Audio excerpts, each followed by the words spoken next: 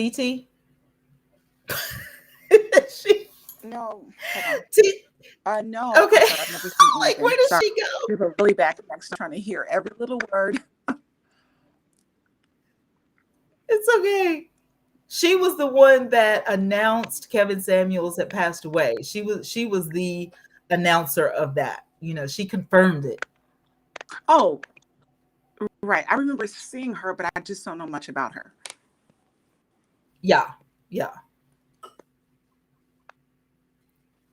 Melanie King speaks ridiculous to her guests. She does. She does. I thought the same thing about Kevin Samuels when I caught his um when I caught Kevin's bits and pieces of his videos. I found it very hard to sit and watch the entire thing, um, because you're hearing his voice and the way he's talking to people about their image and how image plays a big part in, getting a man, or getting a woman, right? And I'm looking at these people's faces, and it's like letting the air out of a balloon. It was hard for them to smile. Some of the women looked like they wanted to burst into tears. And I'm like, this is not how you speak to people. Your delivery is everything. And men gravitated towards that way more than women because, he was talking like a man. You know what I'm saying? He was talking like a man to men. You know what I'm saying? He forgot that women are totally different and we don't like to be talked to like that. So you're always going to get a fight, out of a woman if you talk to a woman like you're crazy. TT, what do you think about that?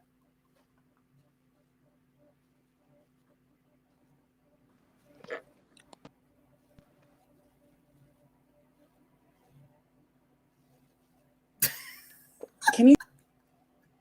Hello? No, I'm no, sorry. I can't hear We have you. such a poor connection. Can you hear me? Oh my God. Well, let me backtrack I can hear you. because Yeah, here's I what can I hear really, you really wanted now. to say. Okay. Okay, good. So here's what I really wanted to say, not really bouncing off what you just said, but my issues with Kevin Samuel's delivery was always a shot to decrease and discount so that you could Hmm. rise up to the level, this outline of what a woman should be in order to obtain Right. some certain type of man, right? Yeah. Although we live in 2022, we have all different types of men and women Right. across. Yet the think to completely degrade someone, um, whatever they are, their current circumstances, right? It's not good enough, and here's why. And it would always be hardcore stuff like you're too fat, you're too short, you don't make enough money, you've got too bad, you've been divorced, all of these random things. And even when speaking to some men that I've heard, I've not listened to every single thing Kevin Samuels put out, but even when it comes to men, it was always this targeted type of discount to these people to let them know where you fall short, as opposed to the tactful delivery of what you can do to improve. Yeah. I hear what you're saying, and I agree. Your delivery is everything. Sincere says that Kevin brought truth into both sex when comes to dating. He said the best line on platform: "If they don't have a father in the home, we will always be viewed as not good either." I want you to call in and explain that because I kind of know what you're saying, but I kind of don't. I don't want to speak out of turn. I don't want to be like, well, here's what I think about that, and then you know what I'm saying. What I feel like Sincere is saying is that if you don't have a father growing up in the home, then you're viewed as not a good man. Maybe I don't know. Yeah, but I kind of get what you're saying, but I don't know. Is that what you're saying? Call in and talk to me in TT because I don't know what you're saying. But I mean, like, I don't view every man like, if you weren't born, like, if you weren't raised without a father in your home, I don't think that's a bad thing, per se. I just feel like when you come into the knowledge that this is posing a problem with you having relationships with women, then you should work it out. Like, you need a life coach or a counselor or something, or a real pastor, or somebody to help you, talk through it and work it out and see what exactly, how did that hurt you? And then, you know what I'm saying, like, fix that before you get into another relationship with a woman. Because, for some men, it helped them, having mom to raise them, 100% of the time. For some men, it hurt them. So it all depends on, who you are and how you felt and all that stuff. It just depends, on the person, in my opinion. In my opinion, um, textbook says, that you're absolutely 100% right. If you've been to, counseling school or counseling classes, then yeah, couples prefer a mate that was raised in a home with mom and dad. But the reality is, the world is not perfect, and you're not going to get that all the time. So you have to accept people for who they are. And, if this is something you could deal with, fine. If not, then you need to move on. My thing is not so much talking about relationships in image consultant type of way, but values of the heart. And that's just me. Okay, so Sincere says, why blame my mother for not having a father in the home? So didn't have structure in the home that should be balanced. I don't think you blame anybody. The structure is definitely going to lack because you don't have what the Bible required us to have. The Bible required you to get married. The Bible says that a man that findeth a wife finds a good thing, right? Then God said, I will allot you one husband and one wife. And if that man decides that he cannot live, with this woman, that you can sign a decree of divorce. Okay, TT, that's fine. I figured that's what it was. I was like, where did she go? But you guys feel free to chat. And Sincere, if you want to call in, you can call in. So when the Bible tells me that I am to wait on this man to come and pick me and, get to know me, and the Muslims and, the Islamic people use that 30-day thing, 30-day quality time. Let me get to know you. Some people choose 90-day, they got that show 90-day fiance and all of this kind of stuff. Here's the thing though. When you use that time wisely, and then you actually say, these are the pros and these are the cons, and you look at the list and you see if you can live with this person. Have you developed, any care? Are you attached to this person by now? You know what I'm saying? You're not just wasting time going to the movies or, just, kind of hanging out, but you're actually finding out about this person. Like, your mission, your goal in life right now, this goal that I have is to get married. Then you should have tunnel vision. And it's not just about image. I want to get to know you as a person and see where we can compromise on some things and still be happy. You understand what I'm saying? I may not care about how much you weigh. Just because you may be 300 pounds doesn't mean that you're, a low quality guy. You may, work and only get $15 an hour, but that doesn't mean that you're a low quality guy. You may love me you may sound like what's his name, Steve Harvey, when he talks about Marjorie. I'll snatch everybody in here about you. You know what I'm saying? But you might not have Steve Harvey money. It depends on what you want. And I was referring also the other day to Love and Marriage Huntsville, and this girl was talking, and she said on Love and Marriage Huntsville that she had to choose between two men. She married a man that loved her so much, but there was never enough in the house. There was never enough. She wanted to go shopping. There wasn't enough money. She wanted to do this. There wasn't enough money. And she divorced that guy. She left him and she married a guy with money. And, but, he doesn't have time to love her. He doesn't have, the time to, let's go out, to eat. And, they don't date. They don't date. And if they do go out, it's for business, or he's always gone on a business trip or whatever it is. So you have enough money now. You have enough money, but you don't have enough love. So the balance, for me growing up, because there was a period of time where I didn't have mom and dad, right?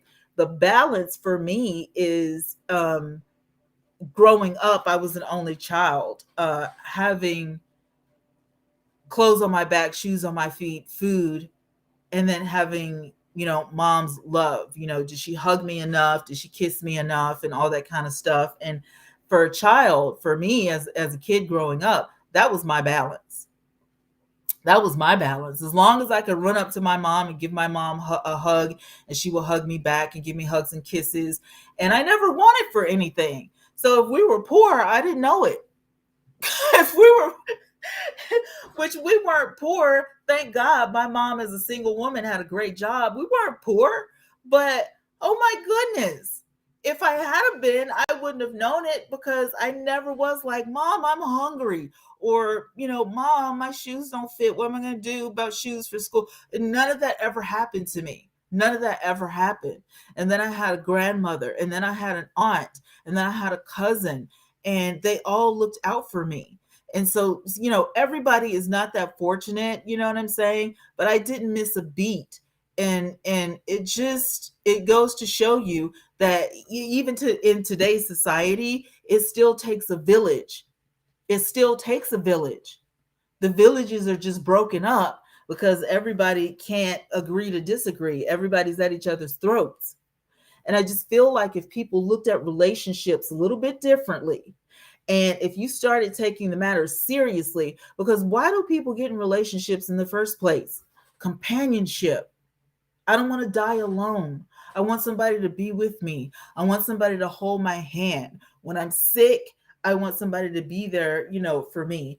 When I'm, going through a battle with cancer, or I'm going through, losing my job, or whatever it is, I'm going to need somebody to talk to. I'm going to need somebody, to hold my hand, or to pray with me, or when I'm too sick to pray, I need somebody to pray for me. Those are the most important things, in my opinion. I don't care really. Love can't pay the light bill, can't pay the rent, the mortgage, or whatever, but I feel like relationships will suffer without it. So the balance is, can you as a man afford a family? Can you afford a wife? And then, you have to, when you meet that person, you guys have to have a lot of conversation before you even get entangled, before your emotions even get caught up in it.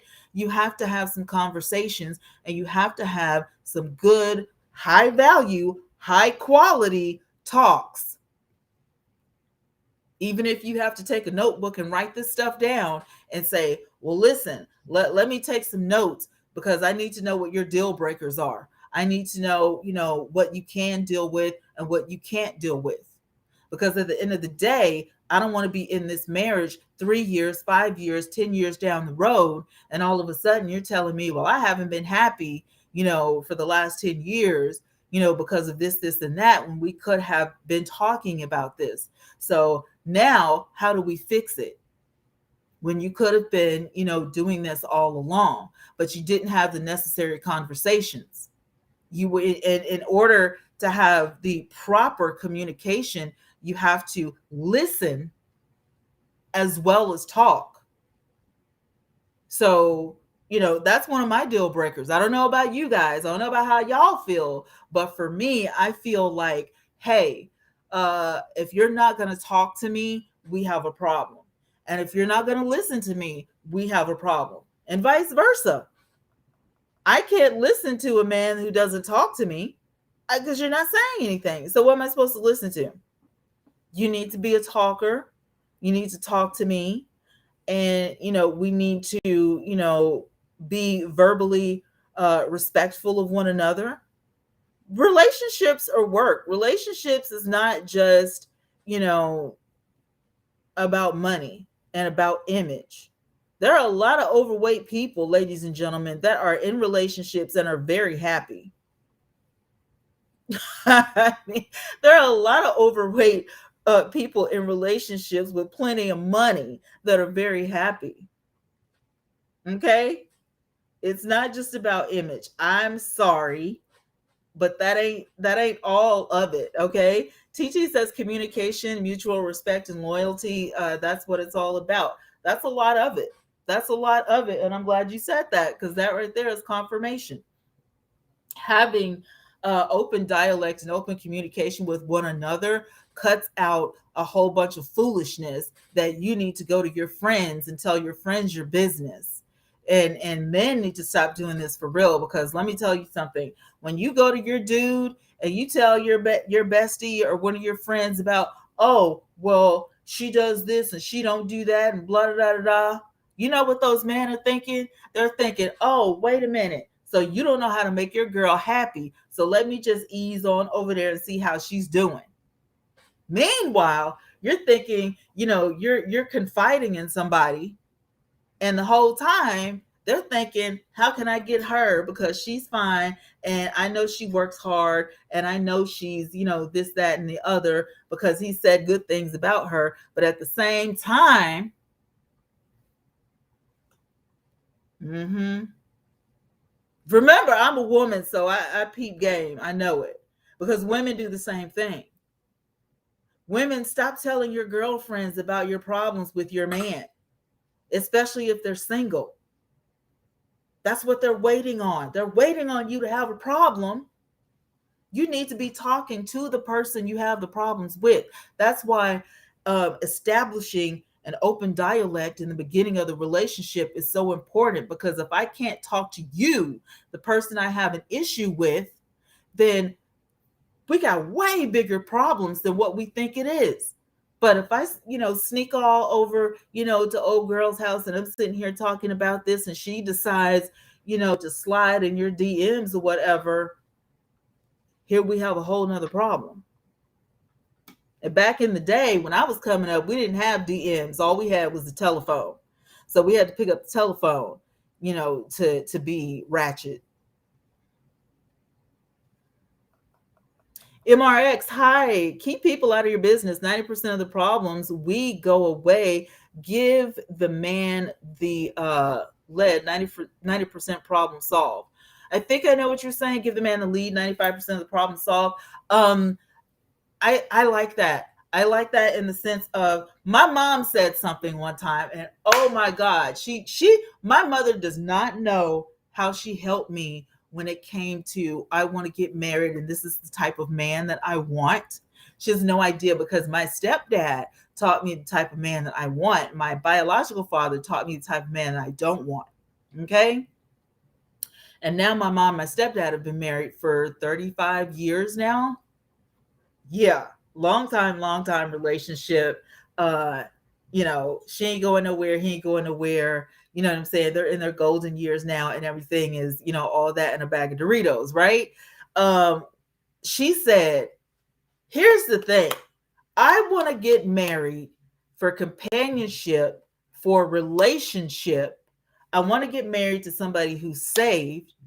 But the biggest thing was, my dad was so, my stepdad, I call him my dad. My dad was so, quiet and so chill or whatever.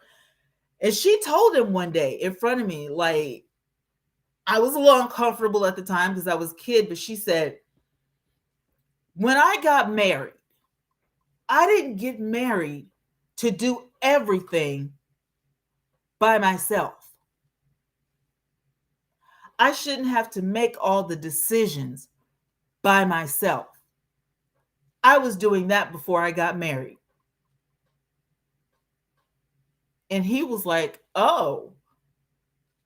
She said, yeah. So when I say, what do you want to eat? Don't keep telling me whatever you want is fine. Or, where do you want to go grocery shopping? Well, whatever you want, babe. Can you make a decision sometimes, please, sir? Can you help me? Because I'm tired. I work 12 hours a day. I just got off work. What I would like for you to make a decision. Where do you want to eat tonight, babe? Because I don't feel like cooking, but I'll take you out. If your wife is telling you I'll take you out, then guess what? Tell a woman where you want to go eat at. I want to go Longhorn. I want to go, I want to go somewhere where they got a steak. All right, let's go. That lets us know how we're going to dress. That lets us know, you know what I'm saying, if we need reservations or we just walking in, that lets us know everything. So you just took a load off of this woman's brain because you just made a decision. And then after that, we can do whatever. But I really just want you to make it some decisions. What church are we going to? So we're going to, you know what I'm saying? Well, how are we going to handle this situation? How are we going to handle the situation with the kids that got in trouble at school? How are we going to do this? Is the dad going to be, the disciplinary, or is the mom going to be the disciplinary? There needs to be open dialect. There needs to be open conversation between the man and the woman in order for the relationship to work. I don't care what kind of suit you have on or where you bought your shoes from. I don't care how much you weigh. If you can't make a decision in the household, you understand what I'm saying? Does that make sense? Is that making sense to anybody? It doesn't make a difference about your image right now. You could be a mechanic and be covered in grease when you get home from work. I need for you to just make a decision. If I ask you a question, I just need you to be decisive. I just need you to talk to me. If I've been in the house cooking all day for you and you come in the house and you don't greet me, we have a problem. Why am I so low on your list that you can't even say hi to me when you come in the house? I don't get a hug. I don't give a kiss. I don't care about you being covered in your little grease because you've been out working on cars all day. Greet me.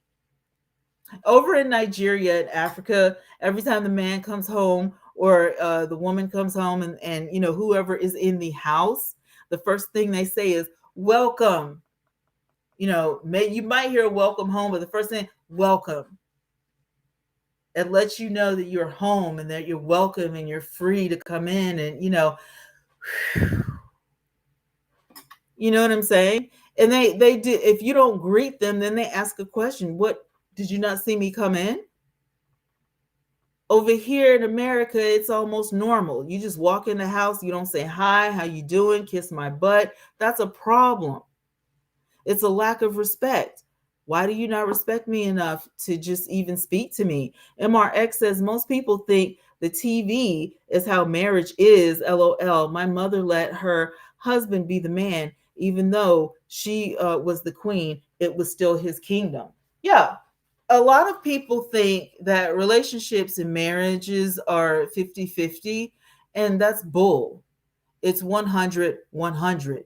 You do 100% of what you're supposed to do, and you do 100% of what you're supposed to do. What does that mean, Twanna? What that means is we've established the relationship that we need.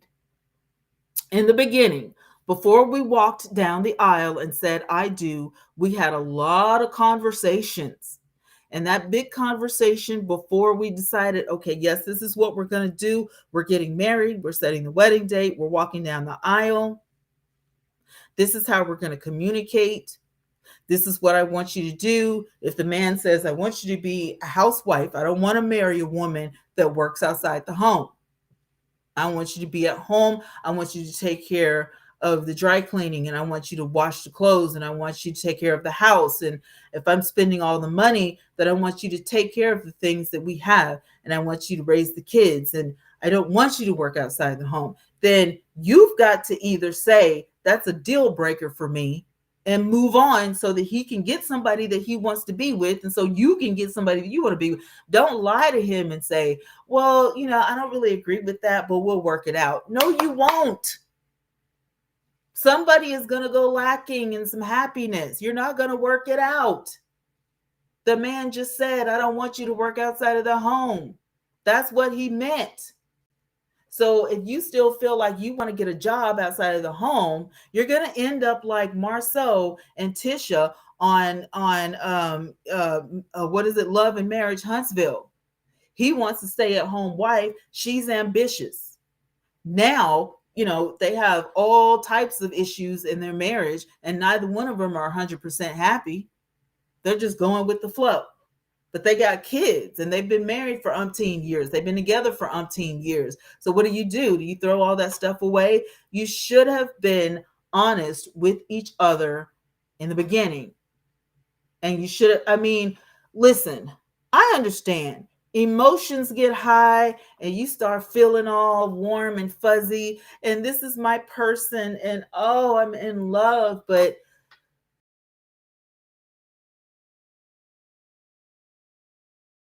listen, the honeymoon phase is when somebody gets aggravated or somebody gets tired. I'm tired of you doing this. I'm tired of you doing that. I'm a little aggravated with you, doing this, that, and the third. Why do you keep doing this and that? How come you're not doing this or that? You see what I'm saying? And then the honeymoon phase turns into the nagging phase. And that's something that my ex used to hate, is that I wasn't a nag. He came in from a party one night. It was like 1:30 in the morning. I didn't say a word. I didn't question him. I rolled over and I looked at him and I said, welcome home, babe. Did you have fun? And he was like, mm-hmm. And I said, that's good. And I rolled back over because I was sleepy. And then the next morning, he gets up and he's like, where you at? And I said, I'm in the kitchen cooking breakfast. And he was like, what you making? And I was like, I'm making your favorite. So I make sure you eat it, because I don't want to cook something and you don't like it and then you don't eat it. That's just a waste of food. I'm going to have my fruit, and then I'm doing you sausage and eggs, bacon and toast. Or I think it was pancakes or so. I think it was pancakes. He was just like, so you're not mad at me? And I was like, mad at you about what? My philosophy is, this man is grown. He may have been like a year or two older than me. You're an adult. You know how to behave. I don't care what time you come in. But while you're out, don't do anything to embarrass me. That's all I care about. Do not embarrass me while you're out. Don't do anything stupid while you're out. And guess what? He never came in late again unless we were together. Never. He never came in that late ever again unless we were together. I'm not a nagger. And that's a plus for me. Guys like that about me. But I don't have time to nag you. I'm about being happy, and I'm about protecting my peace. And I know that if I start up with you, there's going to be an argument, and then my peace is ruined. So I need to protect my peace at all costs. I don't need you yelling at me and me yelling at you, and we doing this yelling thing back and forth. You understand what I'm saying? There's so many little facets to being in a marriage and being in relationships, and you constantly have to remember and work at it. That's why a lot of people keep journals, because you want to journal about your day and if it went well and not, and what could I have done to make this better and stuff like that. So many people, you work hard at what you want. You care hard. You love hard about what you want. You know what I'm saying?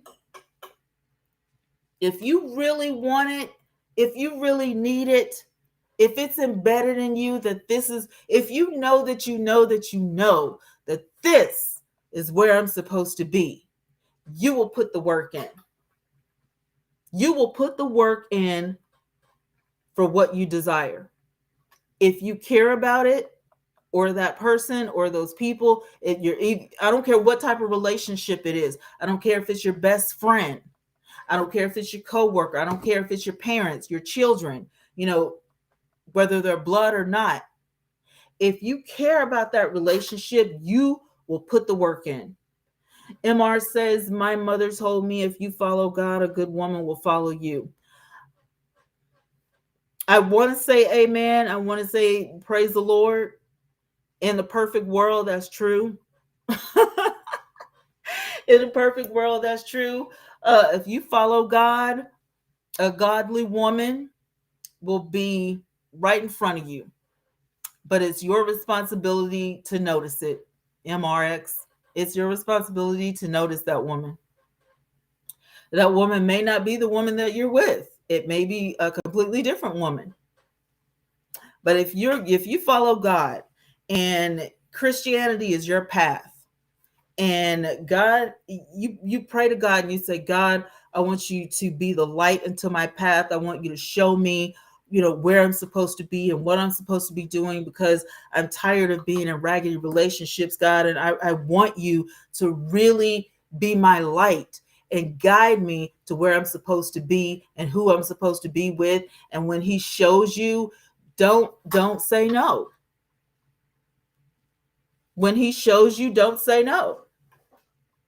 Don't reject. Don't say, so okay, God, thank you for showing me, because, that could be your happiness.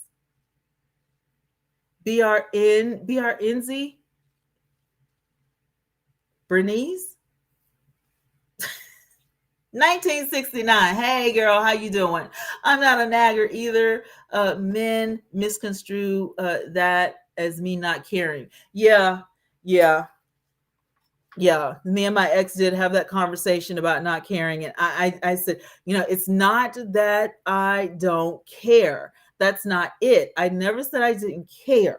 Okay, I'm just not getting into an argument with you about it, and I don't feel like asking you where you been, who you with, why you didn't answer your phone, or blah blah blah blah. No, brown eyes. Thank you, brown eyes. 1969. Welcome to the village. Go ahead and hit that subscribe button, girl, so you can become a teacup. MRX is I give 24. I give 24 years ago. I'm good by myself. Plus, women like to touch my things. Hello, don't touch. You just have to tell them when you come over to my house, please don't touch my things. When you come over to my house, just sit down. Don't move anything. Don't touch my things, please. Please and thank you. Don't touch my things. Okay? When you come over, just sit down. Okay? Just sit down. Don't touch my things.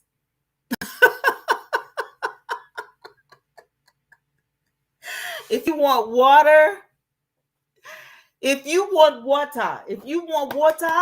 ask me. I'll get your water. If you want coffee, hey, don't touch my refrigerator. I will get it for you. Don't touch it. You want napkin? Hey, you need to ask. Don't touch. Don't touch. Yeah, just tell.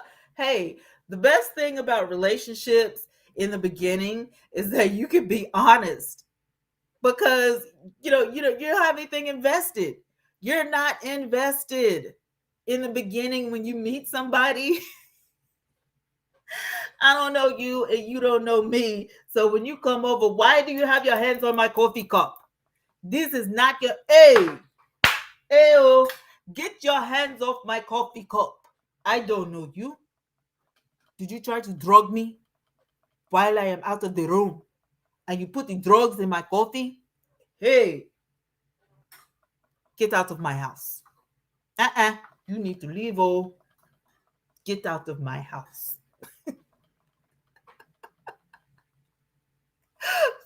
Just saying. What is it now? Why are you doing all this, touching my things? Leave my things alone. Just be honest. I don't want you to touch my person. I don't want you to touch my things. I invited you over here for a cup of coffee or a cup of tea. You know what I'm saying? I really don't like company. So can you just like stay 15, 20 minutes and then we're done with this? And then, you know what I'm saying? Just I just want to feel you out. I just want to get to know you. I just want to have a conversation with you. This is not about falling in love right now. You know what I'm saying? Because I don't know you. I don't know you. I don't know you. I don't know you. Do you ever think about that? If you're a type of person that you don't like one night stands and all of that stuff, and you meet somebody and they look so good and you can just sop them up with a biscuit. They just look as good as you know syrup drenched with butter on the pancake, and oh my god, they just look so good, like chicken smothered in gravy, and you got the biscuit, and I'm from the South. I live in Alabama, so that's how we get down. So you look so good, but I don't know you. So I can't have a one night stand with you because I don't know you. You could be married, you could be infected, you could be an escapee from somewhere. I'm just saying, you could be anybody. You could be the devil incarnate. I don't know. I don't know you.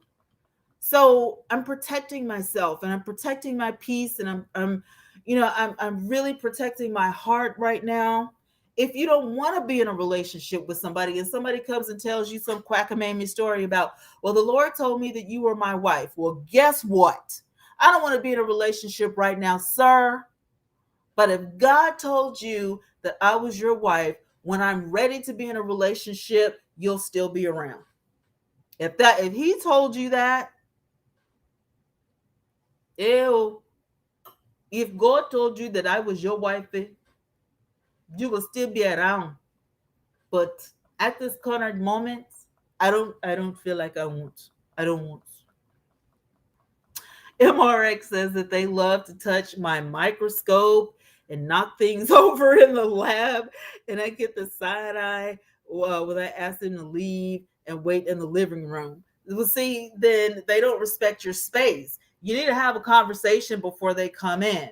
You say, "Look, lady, I've got a lot of things in here, and I got a lab, and I use things for, listen, don't touch any of that stuff. I'm not inviting you over here for that, okay? I'm not ever going to want you to touch that stuff. So if you could just pretend like that, my lab does not exist. That would be great, or if you can just like close the door and be like, don't go in there. And that's my lab. I have things in there that you shouldn't touch. It's not that I don't want you to see it. I just don't want you to knock anything over, and I don't want you to touch stuff because I have it set exactly the way I need it to work. So stay out of that room, please and thank you. Just be honest with people. The biggest thing is to just to be honest with people. And I think, going back to Kevin Samuels, I think that's what he was trying to do on the image spectrum of relationships.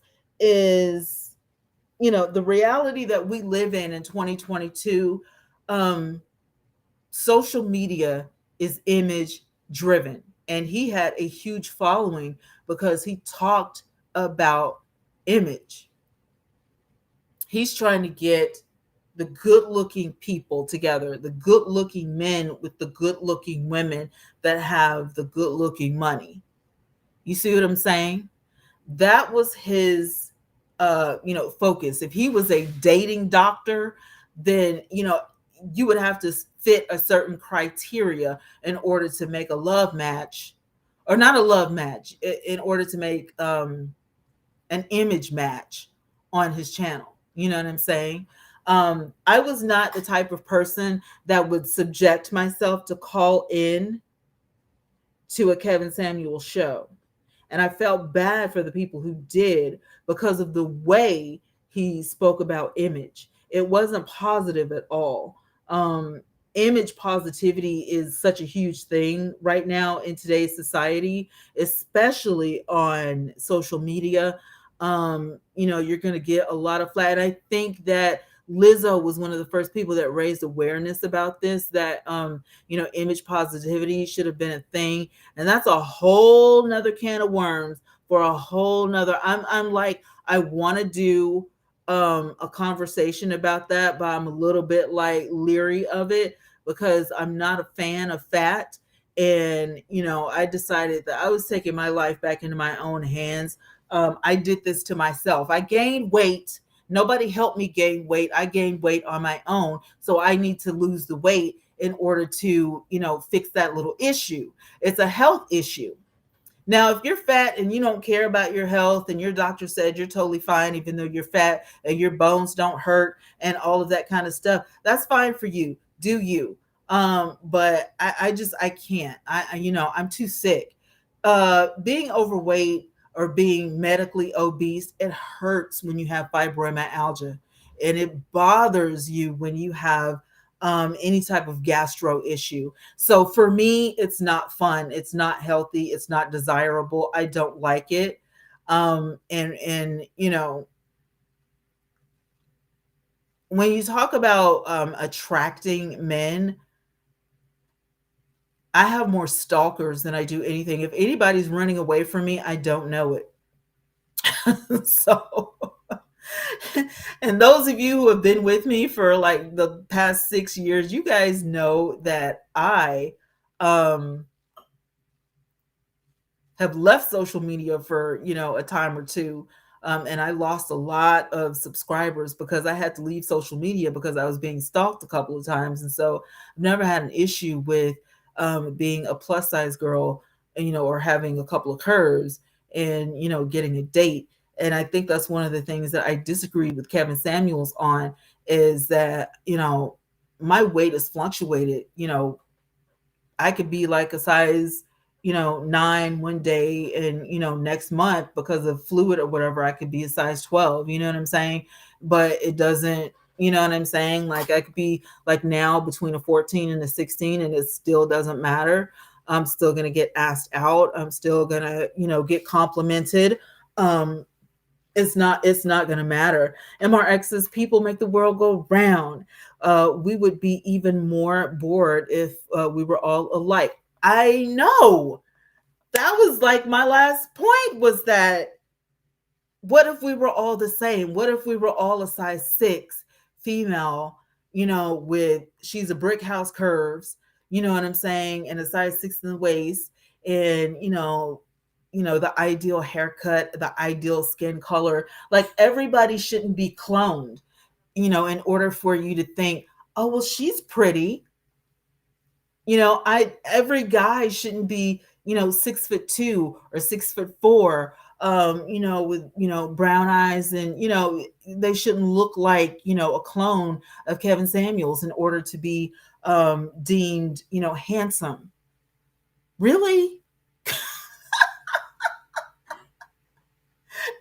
That doesn't make you handsome, bruh.